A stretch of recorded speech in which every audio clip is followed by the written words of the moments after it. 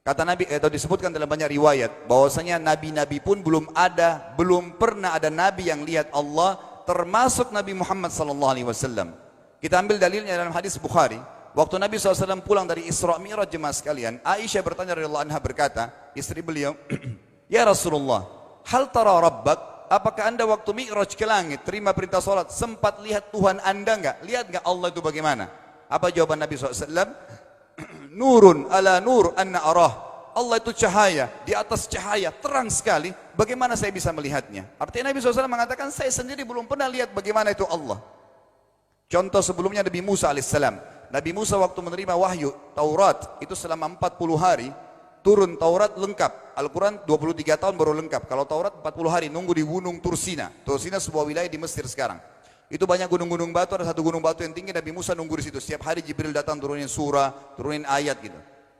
Setelah berlalu 37 hari dari 40 hari menunggu Taurat turun, Nabi Musa alaihissalam tiba-tiba bertanya kepada Allah, mengatakan begini dalam Al-Quran, A'udzu billahi minasyaitonir rajim, Rabbi arini anzur ilaik.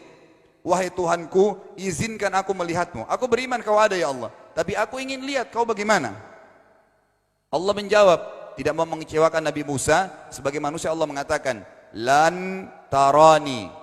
Perlu anda tahu dalam bahasa Arab jemaah sekalian ada 3 kosakata la, tidak yang berarti tidak. Ada la biasa artinya tidak, ada lam dengan mim, lam artinya tidak pernah, ada lam dengan nun, lan artinya tidak akan pernah.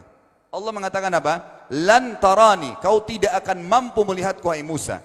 Tapi Allah nggak mau kecewain Musa. Ternyata Musa selama 37 hari jemaah sekalian kagum-kagum melihat gunung-gunung batu di situ. Pergantian siang malam, burung-burung yang terbang, air yang mengalir di lereng-lereng gunung. Lalu dia mengatakan, Allah mengatakan apa? Walakin unzur ilal jabal fa in istaqarra makanahu fasawfa tarani. Coba kamu lihat gunung-gunung batu di sekitarmu hai Musa. Kalau mereka bisa menampung kedatanganku, kata Allah, kau akan bisa melihatku. Apa yang terjadi? Allah lanjutkan, falamma tajalla rabbuhu lil jabal. Waktu Allah baru niat mau datang, belum datang, ja'alahu dakka. Semua gunung batu itu hancur lebur, tidak mampu menampung kedatangan Allah. Wa kharra Musa sa'iqa. Lalu Musa pingsan tiba-tiba. Waktu Nabi Musa bangun, langsung ucapkan kalimat, amantu billah. Saya beriman pada Allah. Berarti fakta lapangan, nabi-nabi aja belum pernah lihat Allah. Masih pertanyaan lagi jemaah sekalian, kenapa Allah nggak bisa kelihatan? Saya akan jawab dan tolong ini jadikan sebagai pegangan hidup. Ini landasan akidah kita. Kata para ulama, karena anda kalau sholat, anda mengucapkan satu kalimat yang merupakan jawabannya. Allahu Akbar. Allah Maha Besar.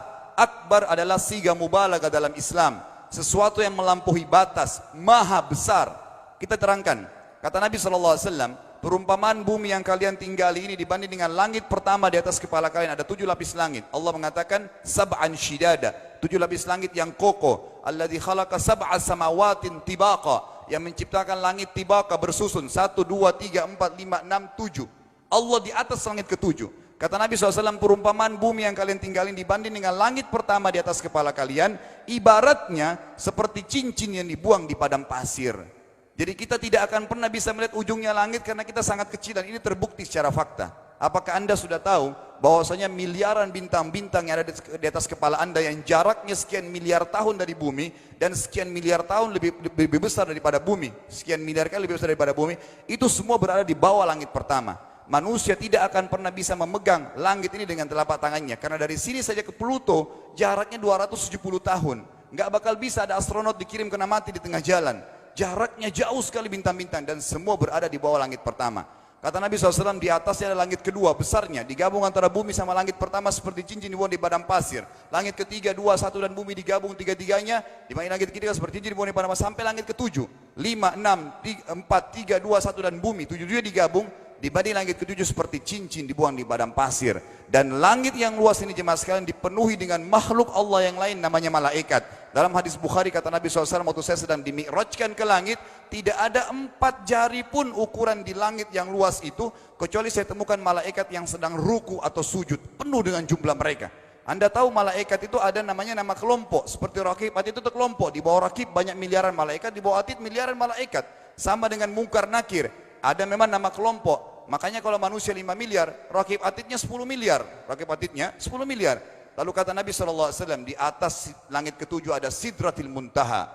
Besarnya digabung antara 7 lapis langit dan bumi. 8 hanya seperti cincin di bawah di padang pasir. Di atas Sidratil Muntaha ada sebuah lautan yang Allah ciptakan. Lautan itu besarnya digabung antara Sidratil Muntaha, 7 lapis langit dan bumi. 9-9-nya seperti cincin dibuang di padang pasir. Makanya kalau anda baca Quran, anda baca ayat wa kana arsyu alal ma, singgasana Allah di atas air. Ini maknanya, air adalah lautan. Lalu kata Nabi SAW, arsy-nya Allah di atas lautan itu singgasananya Allah. Besarnya digabung antara lautan, Sidratul Muntaha, 7 lapis langit dan bumi. 10-10-nya hanya seperti cincin dibuang di padang pasir. Anda sudah hafal ayat kursi? Apa artinya? Ayat tanda-tanda kebesaran Allah. Kursi itu artinya bukan tempat duduk, tapi tempat pijakan kaki raja di singgasana. Kalau raja ingin naik singgasananya dipijakan kaki, itu namanya kursi. Kita baca apa? Wasi'a kursiyuhu as-samawati wal ard. Pijakan kakinya Allah saja sudah menutupi seluruh langit dan bumi ini. Jadi kita mustahil bisa melihat Allah karena besarnya Allah Azza wa Jal. Tinggal kita tutup jemaah sekalian. Kira-kira, lalu bagaimana saya berhubungan dengan Allah? Jawabannya sederhana. Anda lingkari namanya Allah, ini Tuhan kita. Yang menyembah selain Allah kafir, yang mempartisipasikan Allah dengan makhluknya, masih sembah berhala, kuburan, jimat, namanya syirik. Dua-dua enggak boleh. Untuk berhubungan dengan Allah yang tidak kelihatan dengan mata kita ini, tapi kita bisa rasakan keberadaannya, cuman satu cara. Di bawahnya lingkarin ibadah, sholat, puasa, zakat, haji, takziah, ziarah kubur, semua ini adalah rangkaian ibadah untuk berhubungan dengan Allah. Semua ibadah ini jemaah sekalian harus seperti yang Allah mau, bukan yang Anda mau. Ini penting. Karena kalau tidak seperti yang Allah mau, Allah tidak terima. Bagaimana caranya supaya bisa seperti yang Allah mau? Ikuti buku pedomannya. Ada Al-Quran, ada Sunnah. Yang beribadah keluar dari 2 pedoman wahyu ini tidak akan diterima oleh Allah. Seperti Anda kalau kerja di perusahaan, pimpinan perusahaan kasih peraturan. Senin pakai baju kuning, Selasa baju hijau, Rabu pakai baju hitam. Datang jam 7, keluar jam 5 sore. Ternyata Anda tidak. Hari Senin Anda pakai baju yang hari Rabu. Datangnya jam 9, keluar jam 2 siang. Dikeluarkan oleh pimpinan atasannya. Itu baru peraturan manusia. Bagaimana dengan peraturan Allah Azza wa Jal? Maka kita simpulkan semua jemaah sekalian adalah yakinlah Tuhan Anda Allah ada, satu-satunya Tuhan. Kalau Anda sedang sakit, yang ciptakan Anda Allah, yang ciptakan penyakit Allah, yang menciptakan kesembuhannya Allah. Kalau kita sedang musibah sama, kalau kita sudah senang juga sama. Semoga Allah SWT menjadikan kita orang-orang yang senantiasa beriman padanya dan juga selalu berteguh dalam